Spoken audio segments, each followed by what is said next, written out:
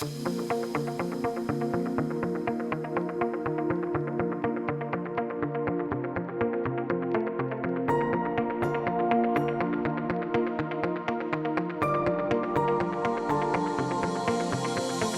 name's Rob. I'm a fourth year at Tech. I know we're a little bit behind schedule, so we'll kick things off pretty soon. But to start it off, we've got a fireside chat focusing on the evolution of blockchain technologies. We've come a long way, obviously, since 2008 with the Bitcoin white paper, but where exactly are we now and where are we going? To answer these questions, we have Sriram, Vishvanath, and Kell Canty. Sriram is a professor from UT Austin who works with the Texas Blockchain Club to onboard students, and he also works on leading and funding startup ventures. Kell is a GT alumni, go Jackets, who founded the crypto tax accounting platform Legible in 2016. Since then, he's served as Legible's CEO and has made it infinitely easier to hand over your money to the government. This chat will be moderated by Shahar Abrams, who founded Road to Babylon, which is an Atlanta-based community working to educate and onboard people into Web3. Without further ado, let's start the conference. All right. Good morning, everyone. How's everyone doing? Ready for some learn about Web3, blockchain? All right, you're in the right place. So this first panel, like Jack mentioned, right, is more foundational, right? We're going to start off talking about where did this tech come from, right? Was it something just completely new out of the blue? I think we'll find in our panelists are going to tell you about how there's actually some very rich history behind the evolution of blockchain, and once Bitcoin, came on the scene in 2009, that was just the beginning, right? Since then, blockchains and the surrounding tech have continued to evolve and progress in many different interesting ways. So we'll cover a lot of that. I'm really excited to have Sriram and Kell here. And Sriram, maybe you'd like to start talking a little bit about the evolution of blockchain tech. Where did it come from? Awesome. Thank you very much, Shahar. And folks, I want to tell you I'm super excited to be here. For blockchain, especially in the stage it's at, for students like Jack and Pruitt and Cole and Rob and everybody to put this together is incredible. So I just want to tell you my flight got canceled. I managed to find another flight to come here, but I'm so glad to be here. So, as Shahar was saying, blockchain as a concept, although many of us have heard of it recently or over the past 10 years, the core idea of doing something that was trustless, permissionless, could work with, and I'm going to hopefully explain all of these things as we go along, to do something like that was a aspirational thing for a long time. If there's is there a way I can advance the slides? Perfect. So even prior to Bitcoin and prior to ETH and prior to many of the other things you might know about, there were extraordinarily smart people. Some of whose names are listed here. I'm sorry, I've not listed everybody, but who tried to bring some system like this together. For example, I want to give a great kudos to David Shum for DigiCash. It was a very early, very innovative concept for its time. And so the main reason, and these are not big because they were technologically poor. They're not big because there was a fundamental problem that caused many of these efforts made in the late 80s, 90s, to not be as successful as Bitcoin and not be as successful as the rest. And they were all learning experiences for us. So we learned from each one of them of what to do, and then of course, we got it right, which is what made blockchain happen, which is what has made all of this happen today. So going ahead, there were many aspects of what could be issues in digital currencies. Some of them are centralization, of course, adoption, but this thing called double spending, and I'm going to just quickly talk about double spending, and I'll turn it over to my colleagues to talk more, but that was a fundamental challenge. And I'm going to explain what the double spend attack is. It's one of the attacks. It's a very critical type of attack. There's also, how do you get different people to agree on something? Which is related to double spending, but there has to be a mechanism of what's called consensus, right? And it has to be decentralized. So what's decentralized? Decentralized effectively means that there can't be a individual or a government, ideally, making the decisions here. So to the extent we can decentralize it, we want decentralization, we want consensus, and we want to understand this type of attack that may bring down other protocols that we have managed to solve, right? It's called the double spend attack. What's the double spend attack? It's a very simple attack. Imagine you had a dollar bill and you managed to go spend it twice, right? If the same coin can be used multiple times, it invalidates its use. It should not be allowed, right? Double spend, triple spend is even worse, 3 times. Now, in a centralized system, this is very easy to check if you have centralized ledger. But if you have a decentralized system, it just becomes much, much harder, right? So more concretely, let's say an adversary buys a yacht for 1,000 BTC, and it gets included in a block, in a blockchain, and then they manage to actually run off with the yacht without actually paying for that particular token, right? So let's, see what happened. Roughly, what is it now? 13? We calculate that? No, 14. Oh my God. 14 years ago, almost to the day, 14 years ago, folks. Do you see what day that was? Friday, 31st October. What day is that? Halloween, yes, Halloween on October 2008. This message, this is the first message I'm aware of. People may have received other messages, but this first public message I'm aware of on this news group posted by somebody called Satoshi Nakamoto. It said, I've been working on a new electronic cash system that's fully peer-to-peer with no trusted third party. The most exciting one line one has seen, right? Simply because what we have been aspirationally trying, you saw with early people trying in the late 80s all the way, Satoshi Nakamoto has proclaimed it solved, right? So this double spend attack it's resistant to this attack with a certain type of criteria, which is it has to be a 51% attack for it to go through. So essentially, they managed to find a mechanism where it is resilient to that attack, and that was the huge accomplishment. And of course, there's other types of attack, selfish mining, beyond that. But the point being, the cleverness of Satoshi Nakamoto and the cleverness of all the people surrounding that and beyond and further down has been to build these decentralized, trustless, permissionless, and in the future permission, but systems that can do consensus. Awesome. So with that, should I turn it over to you? Okay, yeah. So real quick, just to, another way I like to explain double spend, right, is you think about it in the context of things you might do today on quote-unquote Web 2, right? Think about email, right?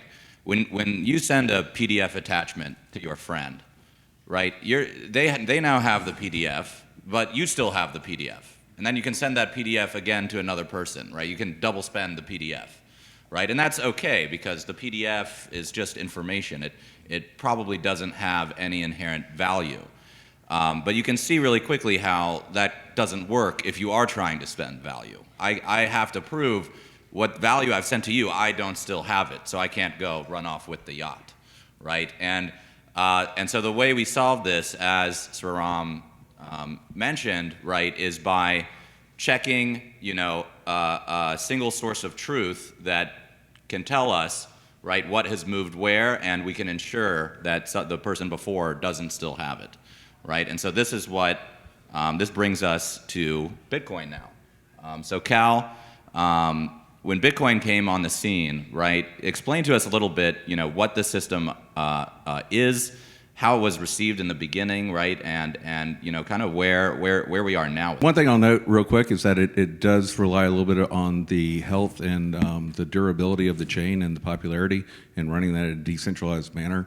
Some of you may be aware of a fork of Ethereum, and we can talk about what a fork is, but called Ethereum Classic, that was actually successfully 51% attacked 3 times. It's still going on, and it's still fine, but there's a huge need for people to run nodes in a decentralized manner, and that helps prevent these kind of attacks. And Bitcoin has a lot of its value since it's the oldest with the longest chain and the largest amount of proof of work, that it's practically unassailable at this point in terms of that 51% attack, right? So I just want to mention that. And also, if you're looking around for this kind of thing, you may also see this problem referred to as the Byzantine generals problem. So that's a kind of a computer science term, but in case you see it, it's the double spin problem, right? So I just want to kind of mention a couple of those notes. At the end of the day, blockchain, particularly Bitcoin, is a database. It's a database technology that replicates itself across nodes, hopefully thousands or tens of thousands of nodes, where everybody has a single view of the truth, right? And achieving transactions that are updated across all these tens of thousands of nodes is what the consensus or the agreement mechanism achieves.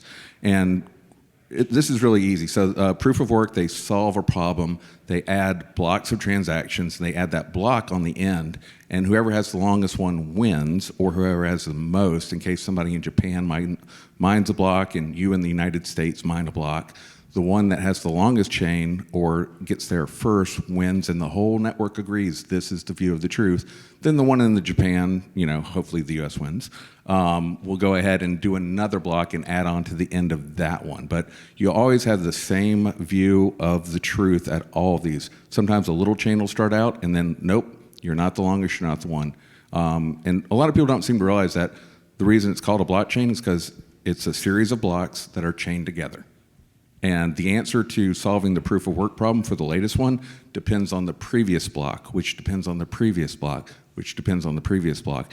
And that's what makes Bitcoin the unassailable source of truth, because there's been so long and so much work done to it. So there's a little example of it. Hope that wasn't too technical, but again, it's a block of chains, and as it gets deeper and longer, it gets more and more powerful, and it can't be overridden, it can't be edited. It is immutable source of storage, and that also being decentralized and not relying on a single bank or government is also extraordinarily powerful. Proof of work, again, we just mentioned this, sorry I got a little ahead. You have a proof of work algorithm that kind of solves this puzzle. It's more of a computer science thing we could talk about if you want afterwards. But once that's solved, you're able to, as a miner, which is a horrible term, it just means transaction verifier, the ones that get the new transactions, assembles the blocks, and then add them to the end of that chain of blocks, right? And so the blockchain keeps growing, and it depends on having the strongest, longest chain, which is built on the strength of all the preceding blocks in that chain, which again make it immutable and extremely powerful and a source of truth. With that, I can go on a little bit about Ethereum, or if you wanted to take that, we could do that as well. Whichever one of you wants it more. I'll start out a little bit. So Ethereum came around in 2014 with Vitalik. He actually came over here and visited BitPay back then. We were doing some work in a previous company of mine for BitPay back in 2013-14. It was interesting, but the interesting thing that he added onto that, I think, will be explained here. No, I was going to say, Kell, do you like his T-shirt? It says, "You read my T-shirt. That's enough social interaction for one day." Isn't that funny? Anyway, sorry. Exactly. He might be a little bit of a computer introvert. Maybe. Vitalik's an interesting guy. Yeah. So where I want to start with Ethereum is one way that I like to think about it, and then I would like to hear you expand. Bitcoin is sort of like, I almost think about it like a two-dimensional blockchain, right? The only thing you can do on Bitcoin is, on the base layer at least, is send Bitcoin to someone, right? So transactions can go back and forth. I send some Bitcoin to you, you send some Bitcoin to your friend, he sends it back to me, and we can send to each other back and forth all day, right? On Ethereum, is more like a three-dimensional blockchain where you can send things back and forth. You can also build things on top, right? And you can build business rules called smart contracts. Cal, what is a smart contract? Why does this matter? Well, I would also analogize it like you did, but let's say you have an abacus versus a computer. The abacus, which is Bitcoin, will just simply do the calculations that you can do with that abacus. The computer, you can write a program to, show GIFs, not GIFs, show GIFs, or like do word processing or do whatever. And so smart contracts, where the code is the law, and you can enforce it and create new things like we'll probably mention DeFi and NFTs. These are all done by making a small program in the world's largest programmable computer on the blockchain with all these resources of all these nodes running it, is what Vitalik envisioned. And a lot of people back then thought it might not be achievable, but indeed it is. Yeah. Great answer. I meant to send that question to you. I looked at you and I gave it to Cal. But great answer. Sriram, would you like to expand on anything there around Ethereum? Definitely. So moving one slide ahead. So Ethereum, what's the big deal, right? So in many ways, the core cryptography is similar to Bitcoin. There's initially, at least when it was a few years ago, it was very much a proof of work, Bitcoin-like system, you could think of it, except it did a few things differently. It had this, what is called account-based models, where it created accounts. Like, you can think of them, if you'd like, as decentralized bank accounts. And then it created this amazing global computer, this computing machine that Kell was just talking about. It's impressive. It's what we call EVM, or Ethereum Virtual Machine. So if you hear this acronym EVM, it's because there's this really, really cool decentralized virtual machine doing computing for anything you throw at it. When I say anything you throw at it, it's surprising. A bunch of people have thrown junk at it, and it still takes it, right? So it has what's called a Turing-complete framework. Turing-complete means you can throw anything at it, right? And that was the innovation that Ethereum came up with, which is incredible. It changed things from being a method of payment to a method of storage, a method of transactions, to a method of computing that has resulted in all of these amazing applications being run in a decentralized way. And the language is called Solidity, although there's other languages, but let's go with Solidity as a starting point to do smart contract development, which, by the way, if I can make a recommendation to this audience, Solidity is not that difficult to learn. So if you're ever interested in learning Solidity and writing your first Hello World contract on Ethereum, hit me up. You will learn it in a couple of hours, and you'll write your first Hello World Ethereum program, and you'll feel really good about it, if you haven't done so already. Awesome. So that is Ethereum. It's a huge deal. It was the one massive jump from being able to do this whole double spend attack resilience, which was a huge jump, to the next huge jump in this saga. Awesome. So to recap a little bit, right? We started with people working on this problem of fixing double spend, right? Ensuring that value transacted online can't be spent twice, right? Multiple iterations on that, right? It got us eventually to Bitcoin, this ledger where it actually worked to, send money around the world permissionlessly, right? Tracked to a blockchain. Then we wanted to do, specifically a kid called Vitalik, wanted to do more than just that on these blockchains, right? These sources of truth for value, right? And so he created Ethereum, which pioneered smart contracts. So now we have a system of value transfer that's permissionless and trustless and relies on no single intermediary, and the ability to build business logic on top of those systems, right? So now I want to transition this a little bit into use cases, right? So Cal, very briefly, because we have lots of other talks on all sorts of cool use cases in this space, so we don't need to get too deep into any one thing, but perhaps briefly, right, talk about some of the use cases that this combination of technologies, this evolution that's brought us here, enables, and maybe something you're really excited about. Sure, it's amazing, and other chains have come up with support for smart contracts, whether EVM, meaning Ethereum, compatible or not. But if you're looking at, say, decentralized finance in terms of bringing financial inclusion to people around the world, there's identity applications. We're working with the fifth largest bank in America. They're doing things with clearing payments and settlement. That's happening almost instantaneously. And there's a lot of other optionality in terms of an interesting one that I think some of us think about, particularly around this time of year with elections coming up. You know, it's pretty trivially technical with blockchain and public-private keys to be able to make sure that your vote is counted correctly, yet not still preserve your privacy of having voted that. So Sri Lanka did that a couple of years ago in March of 2020. I think there's fantastic applications for things of that nature that can change the world. Identity, there's over 2 billion people in the world that don't have identity in parts of South America, Africa, other places. And if you talk about financial inclusion and participating in the world economy, if you don't have identity, you don't have anything.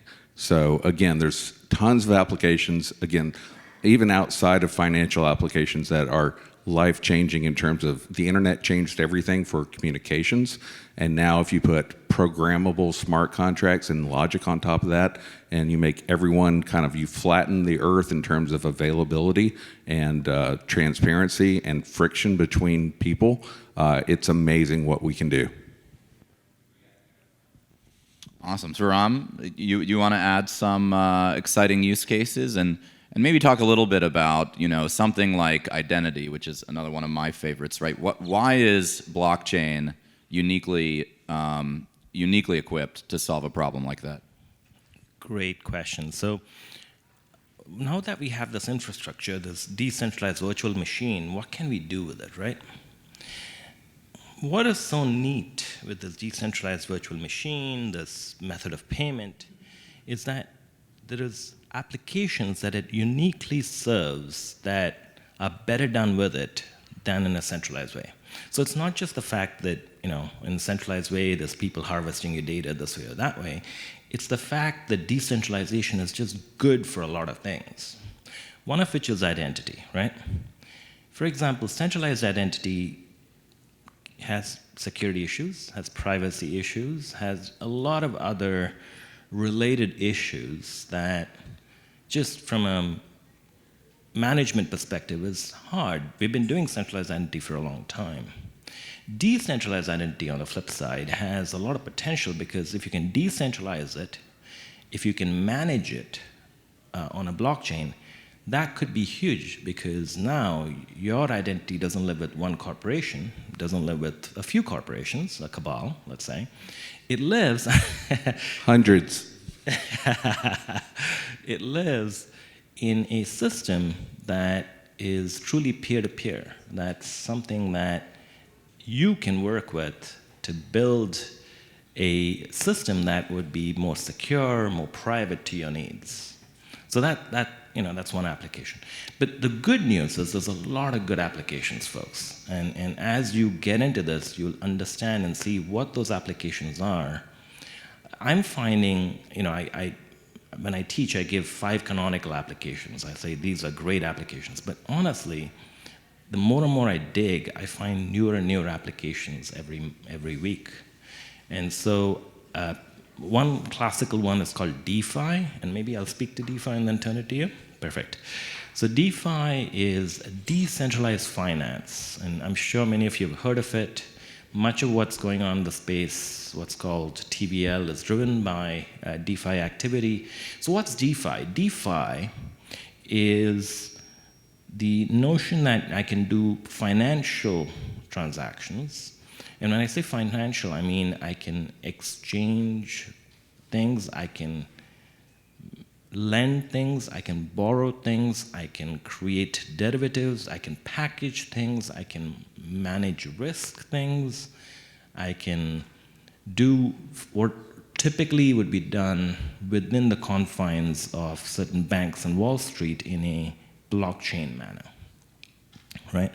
So I can, for example, issue insurance this way. I can create new financial primitives.